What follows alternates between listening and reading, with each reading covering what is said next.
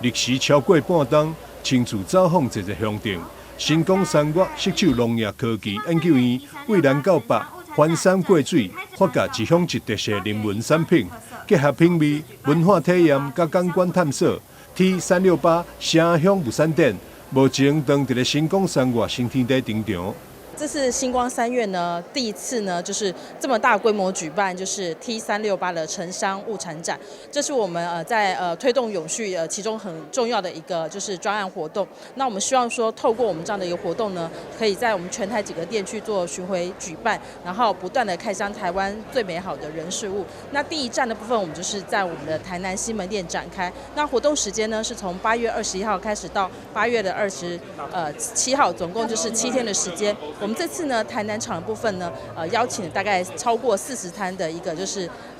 台湾最好的一些商家的部分来这边做参展哈，很多商家都是第一次首度来到百货公司里面做这样的参与这样的活动哈，然后他们的商品呢也非常的就是纯天然，全部都是来自于台湾在地的农作物所制作的一个商品哦，所以可以趁这段时间呢，我们欢迎就是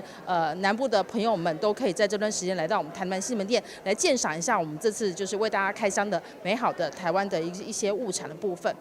T368城乡物产展包含10大兴农、8大青农、地区农会以及在地物产超过40外品牌，还有规划岗位食堂、职人讲座等12场体验课程，让消费者在采购的过程当中，嘛会当学习吸收到各种食农教育，亲身体验为产地到餐道绿色饮食的美好。